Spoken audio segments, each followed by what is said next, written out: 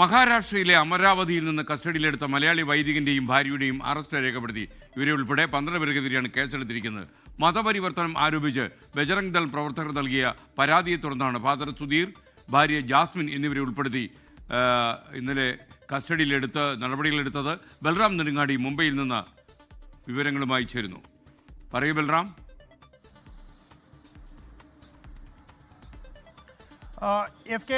ഈ ക്രിസ്മസ് ആഘോഷങ്ങൾക്കിടെ രാജ്യത്ത് വിവിധ ഇടങ്ങളിൽ ഈ ക്രൈസ്തവ വിശ്വാസികൾക്കെതിരെ പുരോഹിതന്മാർക്കെതിരായ ആക്രമണങ്ങളടക്കമുള്ള നടപടികൾ ഉണ്ടായിരുന്നു. സമാനമായ ഒരു നടപടിയാണ് മഹാരാഷ്ട്രയിലെ അമരാവതിയിൽ ഉണ്ടായിരിക്കുന്നത്.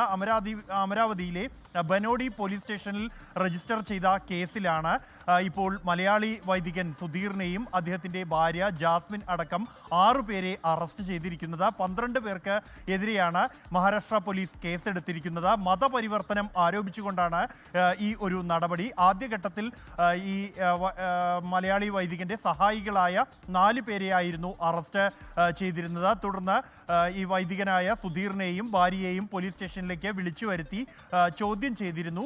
കസ്റ്റഡിയിൽ ചോദ്യം ചെയ്യൽ പൂർത്തിയാക്കിയ ശേഷമാണ് ഇരുവരുടെയും അറസ്റ്റ് രേഖപ്പെടുത്തിയിരിക്കുന്നത്.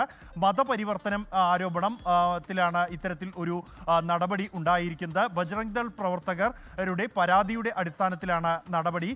ഒരു വീട്ടിൽ ക്രിസ്മസ് ആഘോഷങ്ങളുമായി ബന്ധപ്പെട്ട പ്രാർത്ഥനാ ചടങ്ങുകൾ നടക്കുന്നതിനിടെയാണ് ഇവരെ ഇത്തരത്തിൽ കസ്റ്റഡിയിലെടുക്കുകയും തുടർന്ന് അറസ്റ്റ് രേഖപ്പെടുത്തുകയും ചെയ്തിരിക്കുന്നത്.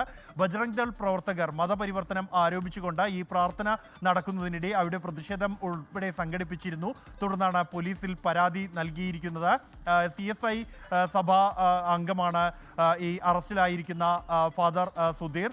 രാജ്യത്ത് സമാനമായ തരത്തിലുള്ള നടപടികൾ സമീപകാലത്ത് ക്രിസ്മസ് ആഘോഷങ്ങളുമായി ബന്ധപ്പെട്ട് നടന്നത് വലിയ വിവാദമാവുകയും ഈ CBCA അടക്കമുള്ളവർ പ്രധാനമന്ത്രിയുടെ ഇടപെടൽ തേടുകയും ചെയ്തിരുന്നു. ഈ വിഷയത്തിൽ ആഭ്യന്തരമന്ത്രി ഈ വിഷയത്തിൽ ഇടപെടണമെന്നും ഉചിതമായ നിർദ്ദേശങ്ങൾ സംസ്ഥാന സർക്കാരുകൾക്ക് നൽകണമെന്നുമുള്ള ആവശ്യവും ഉയർന്നിരുന്നു ക്രൈസ്തവ വിഭാഗത്തിന്റെ ഭാഗത്തു നിന്നും. അതിനിടെയാണ് ഇത്തരത്തിൽ കേസെടുക്കുന്ന ഒരു നടപടി ഉണ്ടായിരിക്കുന്നത്. കഴിഞ്ഞ ദിവസം ഉത്തർപ്രദേശിലെ ഫത്തേപൂരിലും സമാനമായ തരത്തിൽ വൈദികനും ഒപ്പം തന്നെ അദ്ദേഹത്തിന്റെ മകനെയും അറസ്റ്റ് ചെയ്യുന്ന നടപടിയുണ്ടായിരുന്നു.